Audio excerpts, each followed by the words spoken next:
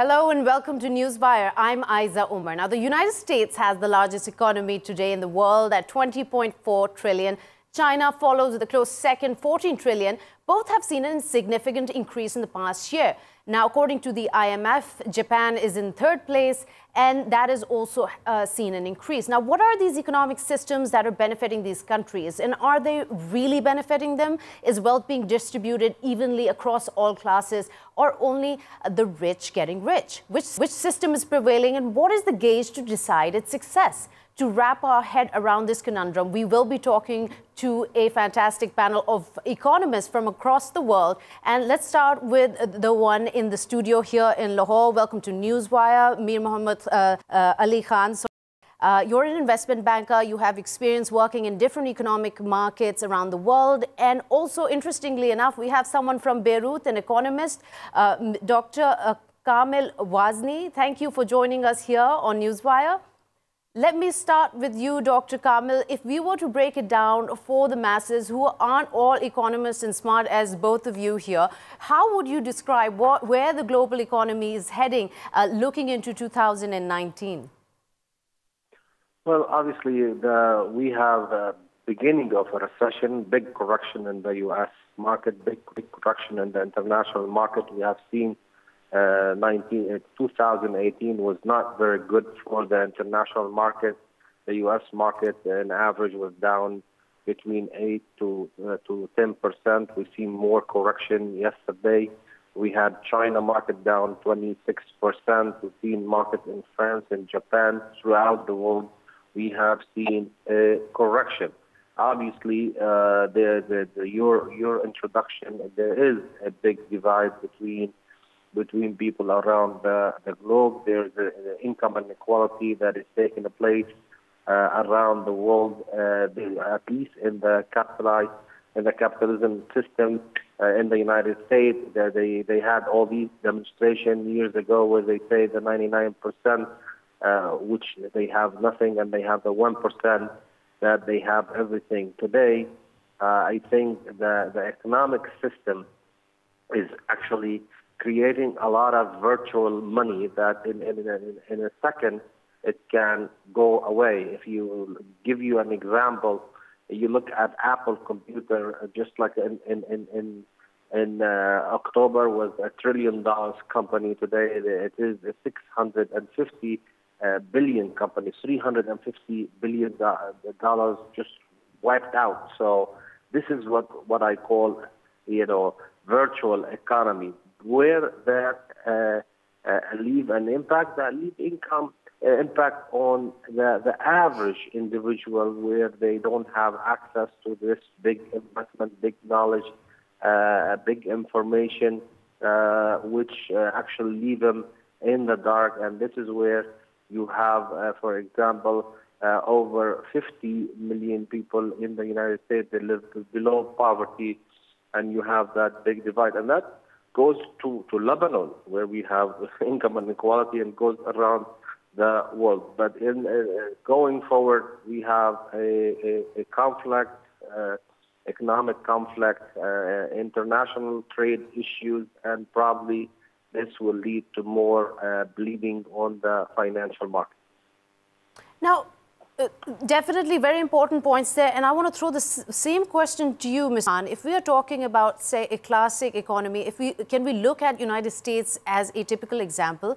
And also, if you could reflect a little on when the Trump administration comes out and says we are seeing one of the best the growth periods in our time, employment is up, economy is doing brilliantly. Is that an accurate gauge of what is actually happening on the ground?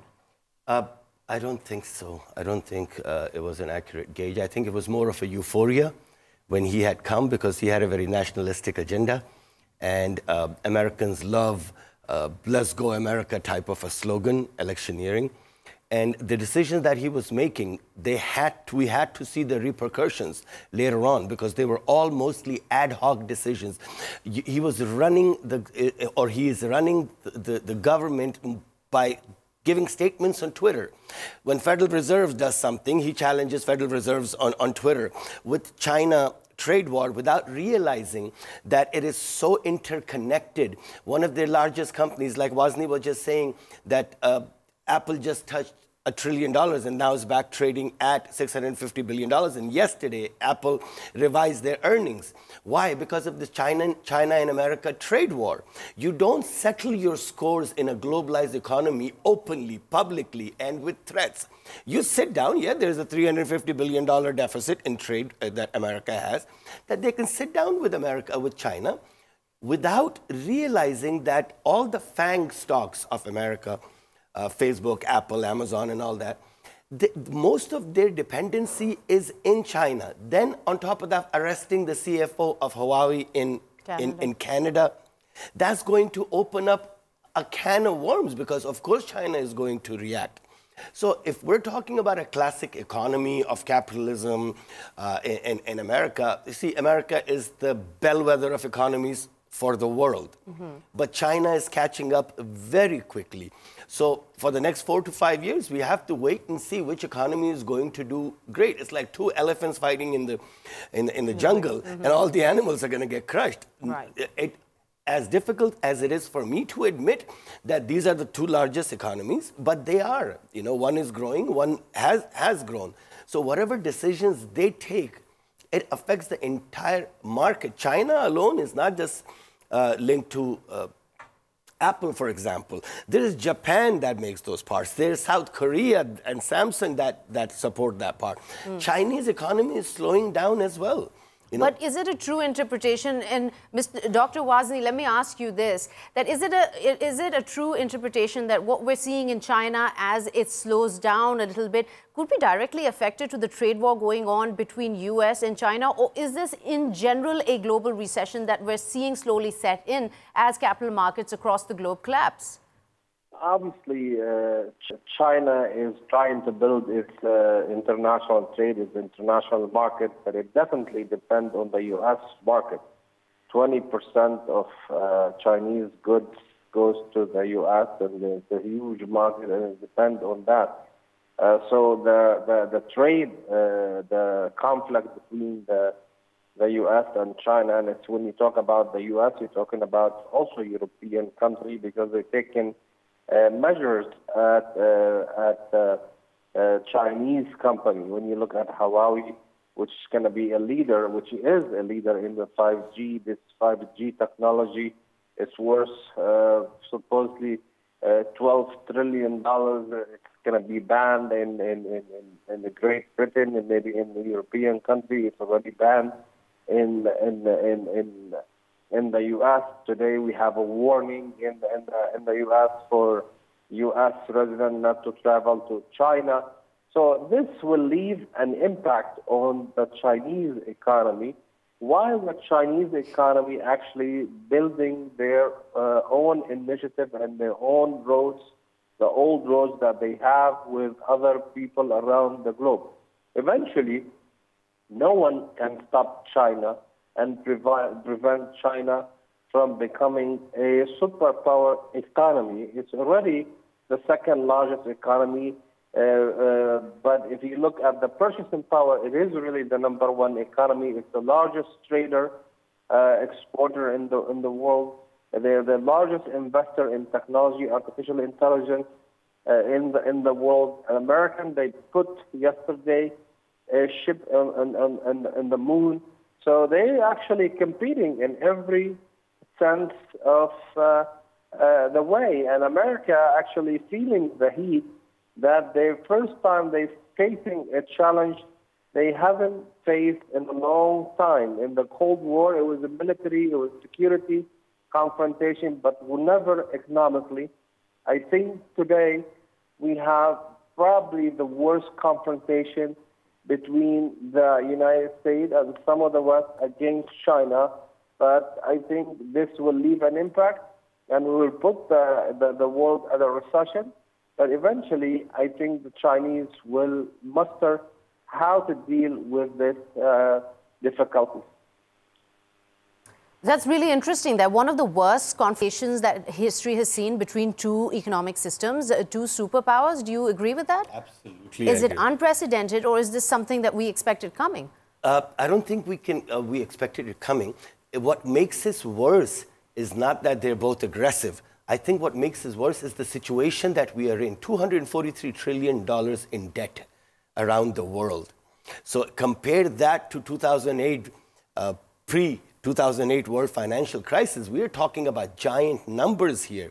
And 10 years later or 11 years later, after 2008, we are more interconnected and interdependent as economies everywhere. So yes, I absolutely agree with Mr. Wazni that this confrontation, if it is not contained, it can lead to a global financial meltdown. And a Secretary of Treasury a few weeks ago coming out and asking U.S. banks to check their liquidity level, that is one of the scariest statements to hear. That's a big red flag right there. And when the President of the United States, when the market dropped about 700 points, he comes out and says, oh, you should buy this dip in the markets.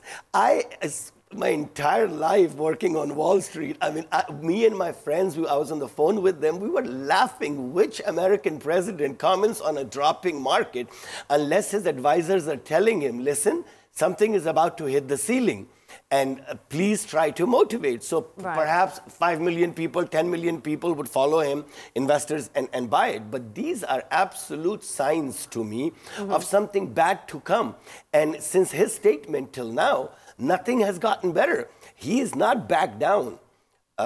See, Trump runs it like he's running a personal fiefdom. There is a huge difference between how you run your own corporation, because at the most you have 100, 200, 300,000 employees. Right. And you can undo your mistakes within your own corporation. Running a country, your statement is like a fired bullet. Right. It does not come back into the barrel. Well, Mr. Trump has never been known for his diplomatic skills, whether it's within his country or across the board. And here I'd like to welcome Dr. Ali Hasnan. He's also an economist. He's joining us from Lahore. Welcome to the show, Dr. Hasnan. So we're talking about U.S. versus China, one of the most unprecedented trade wars taking place right now, affecting countries around the world. Can this, in your opinion, trigger a global meltdown? As one of our guests is suggesting, if things get out of control, it could be bad news for everyone. What's your view on this? I mean, that goes without saying. One of the most interesting things that has happened since the 90s has been the fact that we've had unprecedented increases in trade across regions, and the evidence is very clear that trade has led to prosperity across the world. The problem has been that each country has faced within its boundaries distributional issues, which has clearly led to the political issues that have led to governments coming in power that have since started to try to withdraw from larger. So you've seen the U.S. talking about trade barriers with its neighbors. We're drawing out of NAFTA.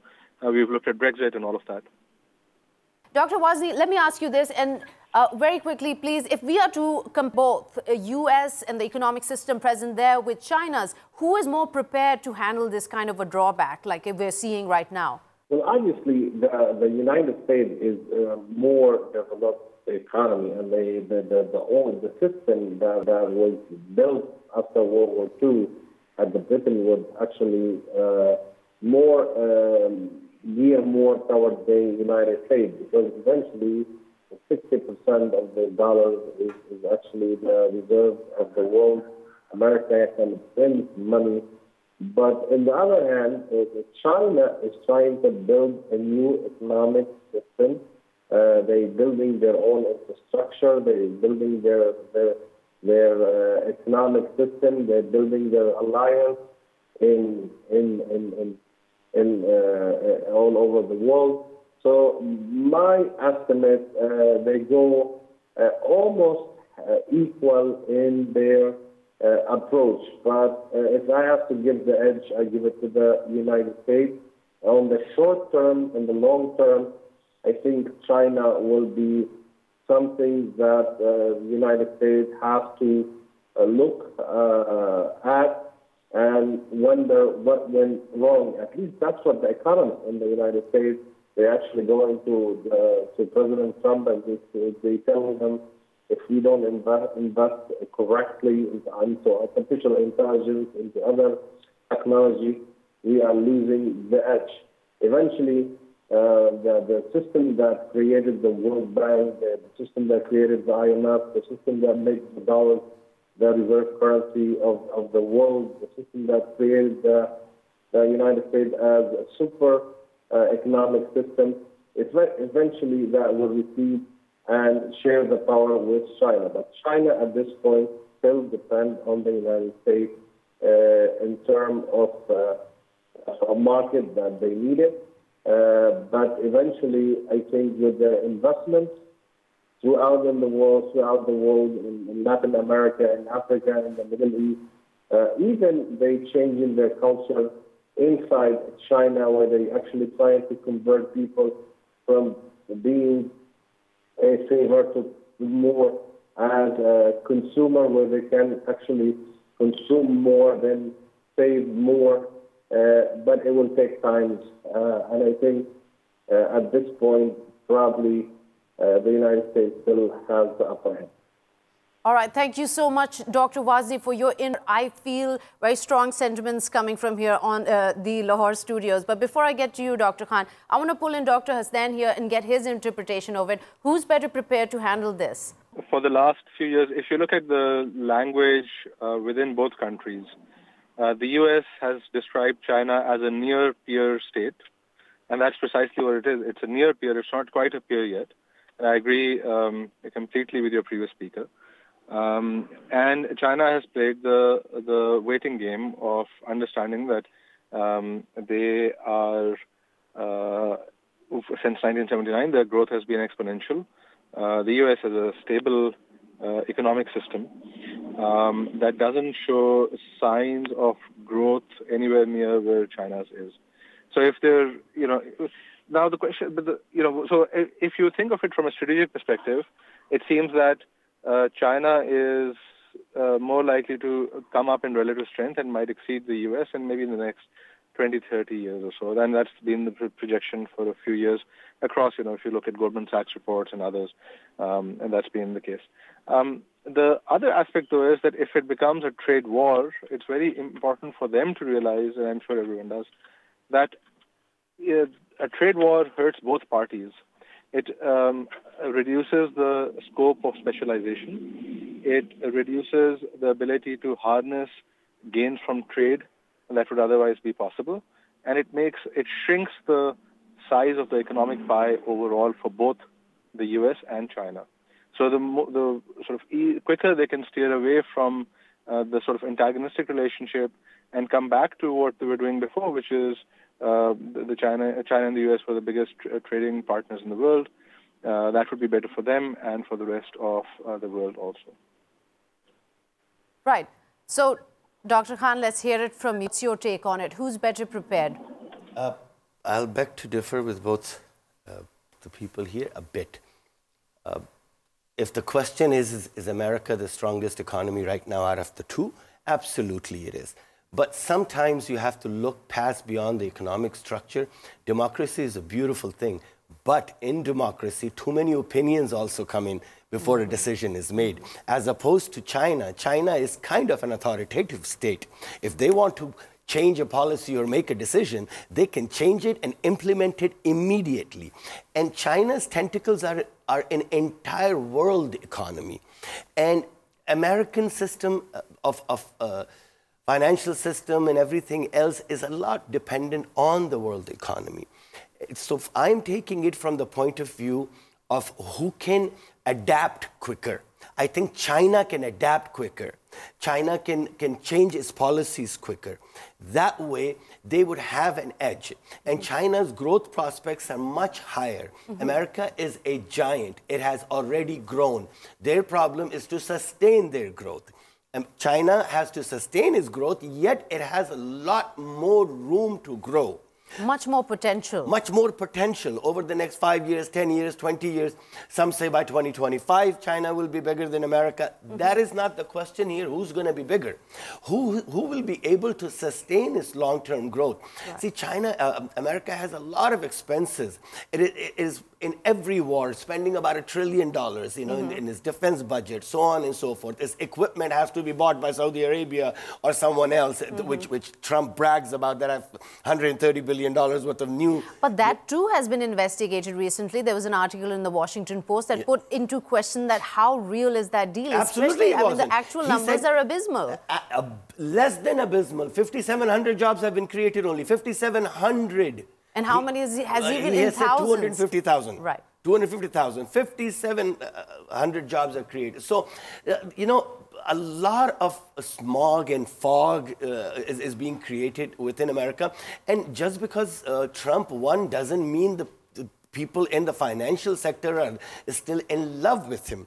There is a lot of resentment growing because of his ad hoc statements and ad hoc policies. China, on the other hand, is quiet. They are reactive.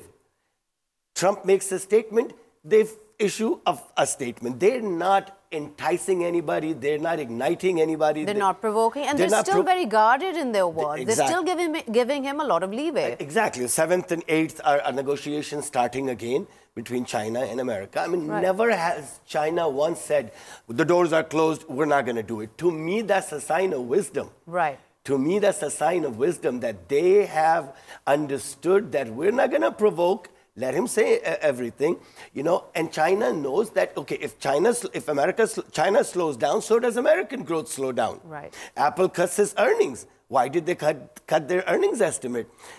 Because Chinese economy is going to slow down because of this trade war. So both countries have to tread this water very carefully. It's not just going to, this is not a war of egos. This is not attacking Syria. This is economy. You know, it's not like saying, well, I'm going to pull out my troops from Syria, 2,000 troops, or from Afghanistan, or from Iraq like 2011. Those things are different. Economic matters are different. Economic matters is prudence, patience, and understanding, and not making any public comments until something is achieved. Right, and this is political sagacity where you're talking about China having much more maturity. But Dr. Hasnain, let me bring this question to you, especially in terms of economic models. Is there something we can learn from how China has adapted in other countries which have a bit of a socialist economy going on as compared to the Western world's capitalist systems? Yes, but before I get to that, let me just respond quickly. I agree that there's nimbleness that comes from being an autocracy. You don't have to get consensus. You know, there are special interests that influence democracies and so on. But there's a large autocratic regime risk, which is that there'll be a misstep by the people at the top. And it's something, the risk that has grown with the last conference where they concentrated more power to Xi Jinping. And that comes, you know, they have a history there in China, the great leap forward, where a misstep can lead to massive sort of economic decline also. So you have to counterbalance the fact that they're more nimble by virtue of being an autocracy with the fact that they also carry greater risk of that sort. There are a couple other things that that create greater challenges for China. You have to understand that the U.S. is home to the largest university system in the world, and by far the largest number of scholars in the world. And China is starting to close that gap quite quickly. But until they do, that's a significant advantage that the U.S. has in terms of R&D, in terms of economic development. And the last thing there is that culturally, the fact that the rest of the world has been in the U.S. sphere of influence, the prevalence of English as a language that is spoken all over the world, those are also things that are go towards the advantage of the U.S. Now, coming to your question about lessons for Pakistan, in fact, the great jump forward that China has taken since 1979 has been by a reversal of its, in terms of the economy, a reversal of its command economy structure by liberalizing and allowing people to have greater property rights and to write contracts between one another. That is the story. So that suggests that what we can learn, and Pakistan hasn't followed suit. So India followed suit in 91, 92.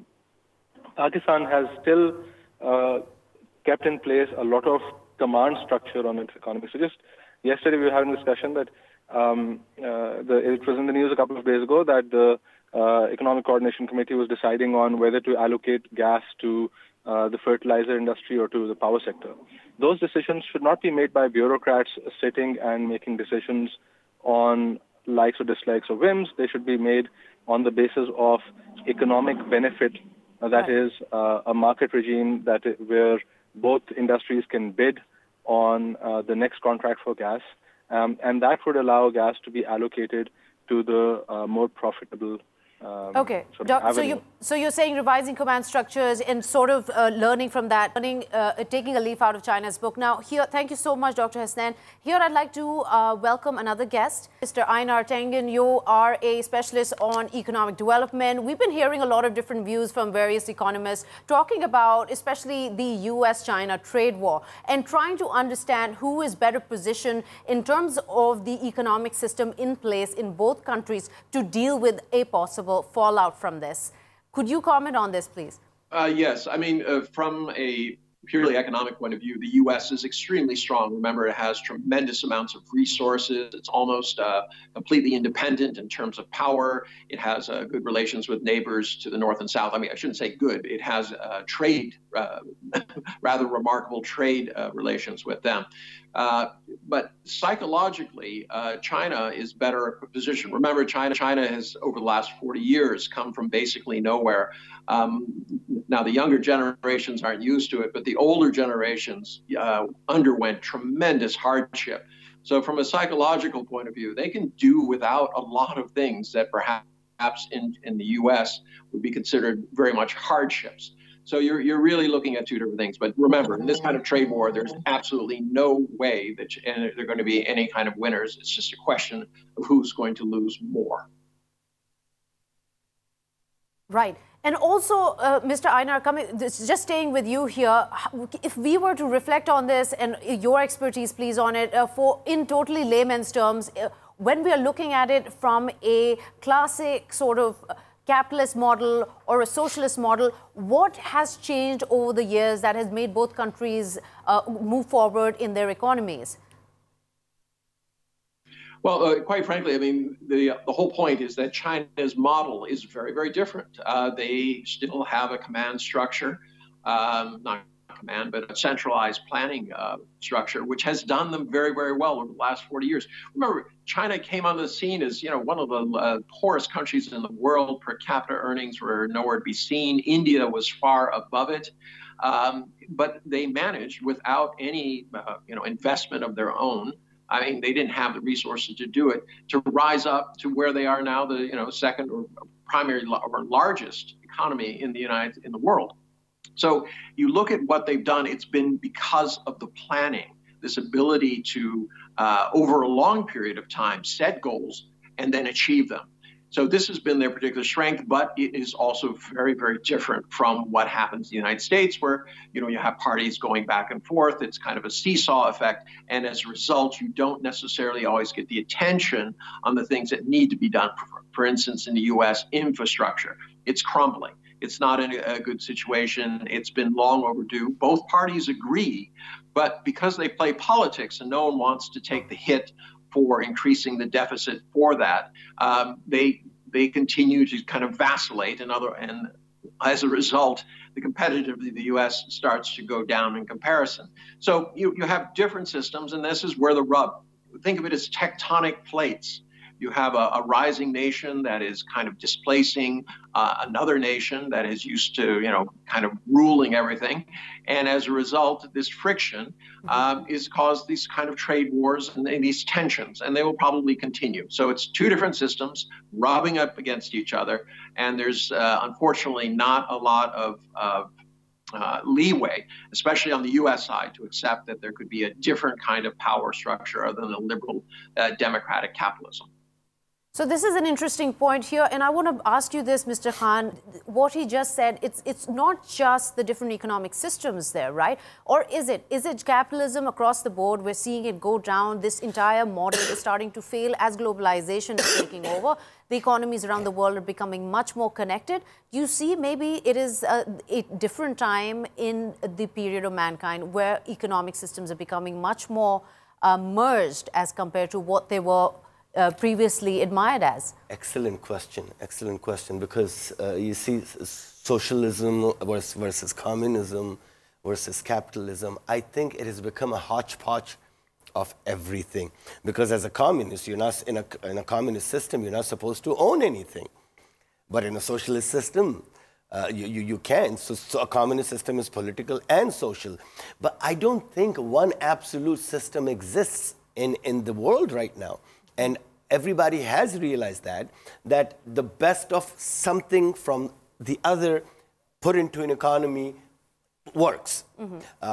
Purely a capitalist, I think the worst, in the 30s and 40s, communism used to be the worst perception in the world. You know, you have the McCarthyism, then you have Soviet Union breakup, you have so on and so forth. Now the world has turned its attention to capitalism. Capitalism is great, but is it equal and just to everybody around the world? Absolutely not. We're talking, I mean, figures, few percentage, single-digit percentage people own double-digit wealth around the world.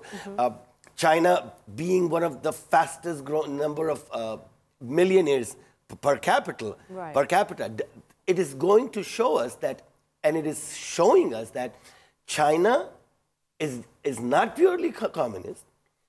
It has capitalistic characteristics in it. So I think it is everything mixed together.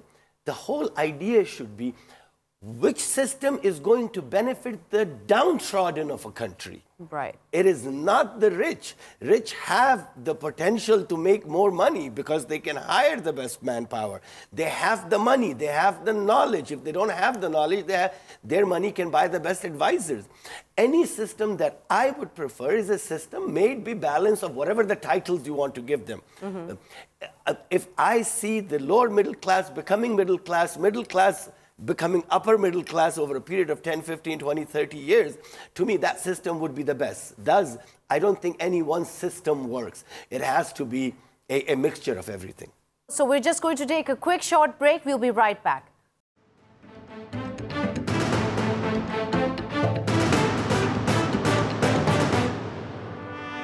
Welcome back. You're watching Newswire. Mr. Aina, we were talking to you about whether the classic systems work more or we're seeing a hybrid. So could you please continue what you were saying earlier? Well, I was just summing up, and I say these hybrid systems seems to be what the world is pursuing, but this classical system, liberal democratic capitalism, is what the U.S. thinks should be in place. And you have tensions there. I mean, it's not just in China. If you look at other countries around the world, they believe very strongly that unless you follow the U.S. model, you're somehow depriving your people of, sustenance. But as I said, the litmus test here today is whether you can create large middle classes, whether you can keep your country safe, whether your people can walk about the streets and their places of business and be safe in their homes, whether there's economic opportunity. So there are different paths, perhaps, to this, but this is not accepted by the U.S. Here to introduce another economist, also from Pakistan. This is Dr. Ejaz Nabi. Welcome to the show. We're talking about which model is progressing better. Are the rich just getting richer in these classic models we see across the world? The Western world has always promoted the capitalist system. Or do you feel that the global economy is transforming very quickly into something completely new? What's your take on it? Okay, I don't have the benefit of having heard the other two gentlemen. I joined somewhat late, and when I did, the connection wasn't great. So I may be repeating some of the things others may have said. I don't think it's very helpful to put things in terms of this ideology versus that ideology. I heard just the last bit of what the gentleman from Beijing was saying, and I completely agree with that. I think the world is following a hybrid system, has been following a hybrid system for a long time. The classic capitalist system has been intervened with, and most emphatically by Keynes, and we know how to address distribution problems under capitalism. We have very good policy instruments for doing that. And I think the West benefited hugely from that and created a large middle class, which is what gives you stability. Now, what's going on these days, especially in the West, is that the West benefited from globalization, as did many developing countries, especially in East and Southeast Asia. But what the West did not do was to redistribute the benefits of that globalization. Some people got extremely rich, and the democracies continued to elect conservative parties, Republicans in the United States and the Tories in the UK, and they made sure that redistribution policies did not succeed. Much of the redistribution policy instruments were not allowed to be used by these parties, with the result that you now have a lot of people in the West who have not benefited from globalization, and they are the ones who are now electing people like Donald Trump, United States, and in Britain voting against Brexit. So it's the failure of redistribution systems which capitalism has very nicely put in place, which is the result of, which is what has caused these difficulties in the West. So I don't think it's a question of either this system or that system. I just think that Western democracies are not using the policy instruments that they have at their disposal to address the difficulties that many people in the West are facing. So that's really interesting, and I want to rephrase that a little bit and ask you, Mr. Ayza, there, and then I will come back to you, Mr. Khan, because this is a debate that seems to be transgressing not just economic models, but also what kind of democratic system or government system is in place. It seems like what is missing in this conversation is what kind of world order needs to prevail. So there are some kind of checks and balances, something that we have seen capitalist countries completely go awry, completely lose any kind of limits on what kind of, like when there are surpluses, only the producers benefit from it, but those in the working class really don't get the distribution of wealth. So what is it that we can do or we can expect to see evolve with time that counters this? This was the subject of the Doha round, WTO. That was the unfinished portion of it, which has been stalled for these many, many years. And this was the idea that once you have economic stability, that you'd have to have some sort of way of making sure that there was prosperity that was given to all people. And this has not happened. There have been attempts, I mean, TPP or the new version of it, it has some of those elements, but it has not been a complete solution. Keep in mind that since 2001, and China joined the WTO, the world GDP was $60 trillion. Now, you fast forward to 2016, and it increased to $113 trillion. And if you start looking at growth rates, many countries, both U.S. and Europe, actually lagged. They were at some 70 and 80% respectively in terms of growth, but the rest of the world had grown, both developing, and also emerging nations. But what was unsaid during that is during that period, 2/3 of all the profits went to developed nations. And, you know, here's the irony. During that period of time, the middle classes in those developed countries actually went down. And ironically, the middle classes in most of the other areas started to go up. So this shows that there has been a problem perhaps with greed on the side of these first world developed countries and their democracies. They have not responded well to the issues of fairness.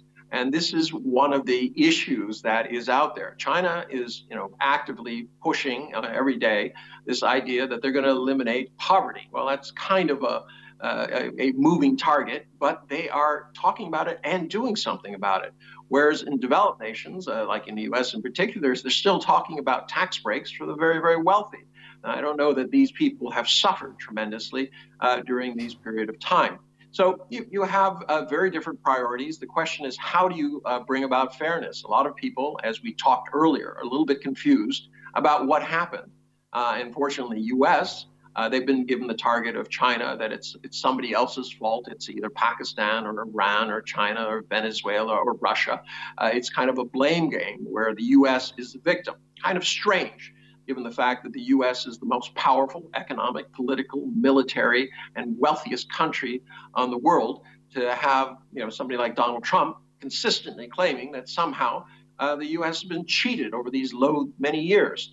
So this is contributing to this idea that the U.S. is kind of going alone in a direction which is not suitable for the rest of the world to follow, whereas China is pursuing its own path. It's not something that everyone can replicate, but certainly there are many countries who are looking at it to learn what they can as they develop their own political and economic systems.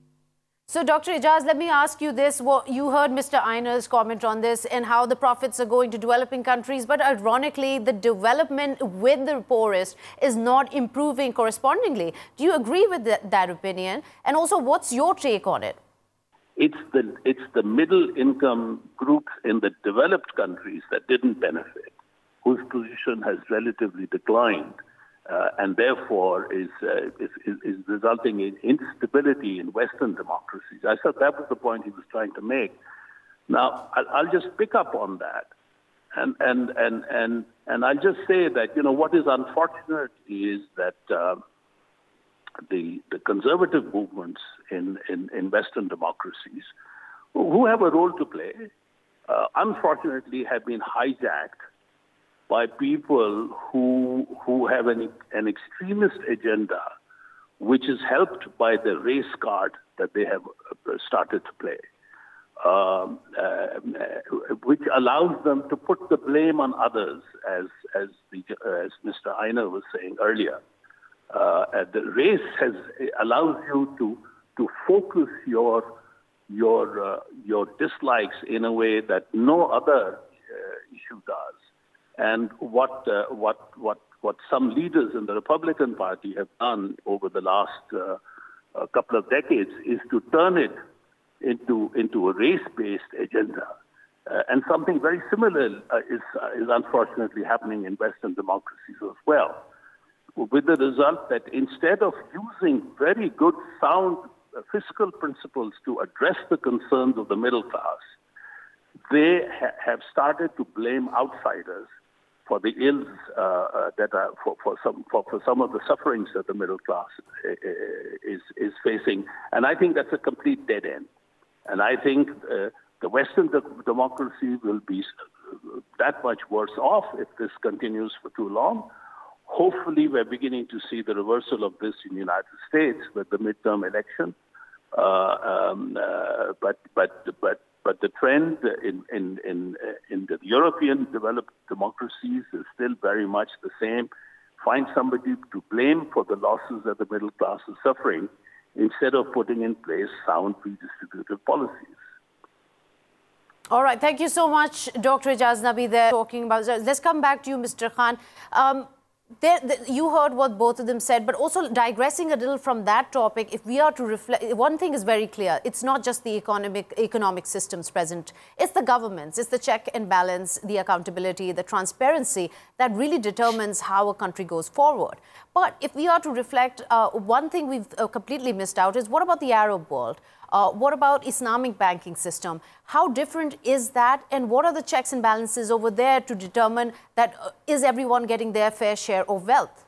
Mm-hmm. Islamic finance system is based on musharaka. Musharaka is mutual participation of everyone. That is the truest and equal distribution of wealth, instead of parking your money at a bank and sitting at home and getting the interest. Right. So I don't think any of the Islamic countries have actually based their economies on Islamic finance.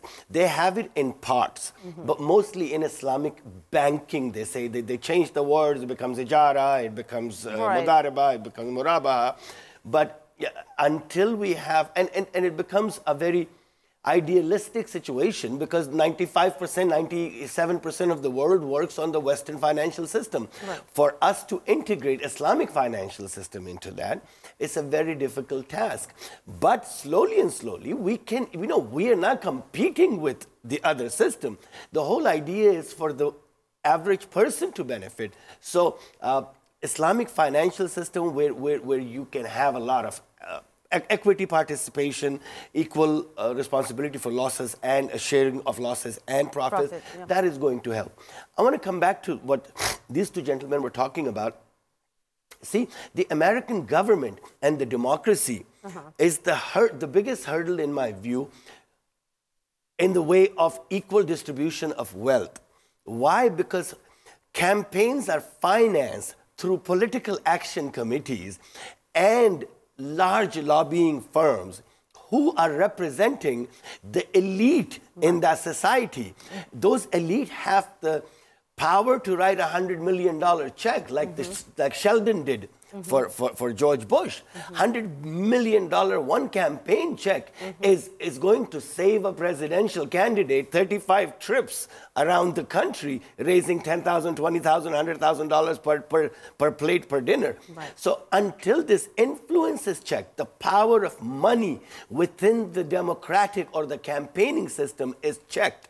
These lobbying firms, until we put some reins on these lobbying firms. But you can't. In a democratic system, that's the very principle from which it stems from. No. See, lobbying in democracy has nothing to do with anything. Well, it's the representation of the people, right? The representation of people minus the money. Lobbying firms are taking money from special interest groups, pharmaceutical industry, auto industry, and they are influencing pre-election and post-election. Arms industry, the motor industry, we're seeing a massive change happening there. So it to me, borderlines rigging or influencing the system. See, pre and post. But before a presidential candidate is elected, his campaign is funded. Right. Post, most of these lobbying firms are ex-lawyers, ex-senators and congressmen. Right. I mean, how can a congressman come in a lobbying firm and you not expect that he's going to influence the decision making? Right. So democracy is the voice of the people, not voice of a lobbying firm. Right. Let's bring in Mr. Ayner there. What's your opinion on this? Do you believe that the political system, the democratic system that we see in the West, lobbying firms play a big role in affecting how the economy is going to transpire in the coming years when a candidate gets elected? Well, absolutely. I was both, well, not both. I was a politician, investment banker, and lawyer. So I look at it from different perspectives. I can tell you that it's naive to think that you can get rid of it, because even without K Street in Washington, all right, and the latest example was Nancy Pelosi decrying that Lieberman, Senator Lieberman, who once wanted to be president of the United States, was lobbying for ZTE, and she was complaining bitterly and saying there should be a lifetime plan. It doesn't really matter. I mean, there's a coziness that goes on. I mean, generals, for some reason, always end up on the board of U.S. defense contractors. And I think there's an anticipation that they will. So are they going to go soft? Are they going to play favorites? Absolutely. There's friendship. People will seek out. The idea that you can separate money and power is very difficult. However, I do agree that there needs to be some sort of restraint. There has to be some way of making sure that people just can't buy elections, which it seems to be the norm now, especially in the United States. But even in other countries, look at Japan and South Korea, et cetera. All this, every few years, what do you hear about? An election scandal. What is it about? Well, it's about money and the money they needed to run their political campaign and the promises they made in order to get it. So this is perhaps one of the Achilles heels of democracy. It doesn't mean that you throw it out completely. The issue is each country has to come to terms with it in some way that makes sense for it. This idea that there's a cookie cutter model that every single country should be following is difficult to believe. We've had a lot of years of written history, and we've never yet discovered nirvana in terms of political and economic stability. And I don't know that we ever will. It seems to be a road that you continue to travel and adjust as you go along. Thank you so much, Mr. Ayner, for your comments there. It is a very interesting comment there, and I know I keep saying how interesting this entire debate is, but how do you evolve? Like, if we look at it from a very futuristic perspective, it is a road that you have to keep traveling, a formula you keep trying until you hit the right button. But if we're looking at it globally, and we're looking at it, say, 50 years from now, there's got to be some kind of model that evolves, that gives checks and balances, where not only just politicians get bought, but also the entire industries out there, arms industry, they're flourishing as a result of not just politicians, but countries that are buying into their policies. I don't think there is one particular system we should look for. I think we should look to evolve. We should look for checks and balances. The less the amount of money gets to influence on political system, I think the better we will be, because the candidates, see, politicians have to run their campaign. Right. And it's the reality. This world is an ugly place. We can't say that, okay, you know what, they shouldn't take the money from the... It's human nature. It's Greed human is nature. Human nature. So See, how do you check it? Is technology going to be the answer? Technology? I mean, see, for campaign funding, you don't really even need technology. I'm talking about big money influence that has to be taken out. See, an average citizen contributing $100, $200 towards his or her candidate is not the diabolical thing that we should keep away from. Right. It is the large sum, big money influence. When the big players come in. Big players, the ones who can influence the decision making. The whole idea is a common man is only expecting things from his candidate. He's not influencing his candidate, a senator or a congressman. Right. He's hoping, he's wishing, he's casting his vote and literally looking towards the sky and some miracle to happen. But these lobbying firms come in with large amount of funds and they influence the policy making. And obviously the policy making will be tilted in the favor of the people who have given the money. That is large institutions, large corporations, entire sectors in industry, may it be defense, may it be pharmaceutical, may it be everything. So to me, the biggest problem stems from there. As long as we are able to curtail it, you know, so slowly and slowly over the years, systems do get better. Right. Our impatience and it leads us to say that, oh, this system has failed. Maybe it has hit a roadblock right now. Right, but you're reflecting mostly on capitalist systems. You're talking about democratic countries. What about authoritarian states? What about benevolent dictators who are ruling countries and have taken them forward? We've seen Singapore evolve. We've seen China evolve. They're right now one of these, they're breaking neck to neck with other giant superpowers who are completely from the opposite spectrum. Absolutely. What is it that they're doing right? You know what? You look at Libya during Gaddafi, you look at Libya today. When Gaddafi was there, everybody was saying, you know what, he's a dictator. Of course, he was a dictator. But then again, we have had a world which are full of dictators. So are they benevolent dictators or are they authoritarian? Are they like Saddam Hussein or are they like Colonel Gaddafi? Colonel Gaddafi, I have so many Libyan friends who miss him today for what the country has plunged into. So I don't think there is one particular system. But I think checks and balances, and we need to stop being hypocritical. Because some places we love the authoritarian, and other places we don't. Let's ask Dr. Nadia Salim, who's just joined us. She's also an economist. We're talking about, we move forward from, it's not anymore about what economic system, whether it's a classic one or a hybrid one. Our conversations transgress further. I want your view on it, your expertise, how you see the global economy moving forward. And is there a pattern that we can see that shows how the economy is changing? I think when you're talking about a pattern, or a system, the debate which I have just heard, yes, it's a mixture of a mild capitalism, but not a hybrid one. But when you are talking about the pattern, the way economy is going on, it's sluggish in growth. And the model where we have seen that economies have to be competitive and have to have trade liberalization. Recent trade wars have given a setback to that system, but we are moving forward with the same system.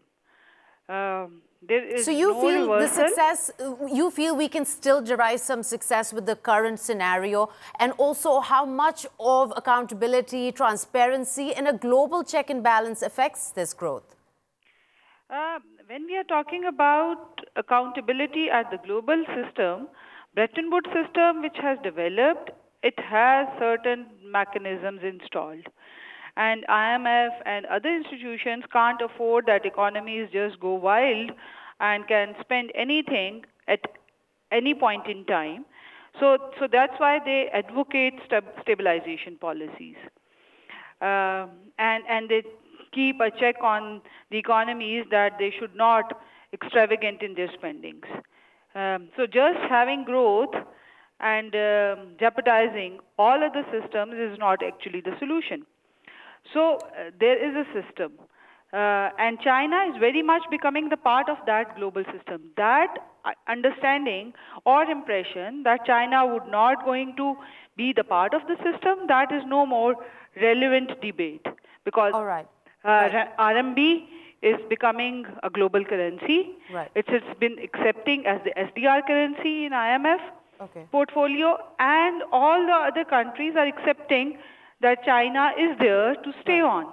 And China it is one of the largest in the economy, a close second after US. Thank you so much, Dr. Nadia Salim and Dr. Ejaz Nabi, for your participation, Mr. Ayner, and of course, Mr. Khan, for being here in the Lahore studios. Unfortunately, this is all the time we have. This debate could go on for hours, but we're going to spare you that. And with that, goodbye, and we'll see you next week.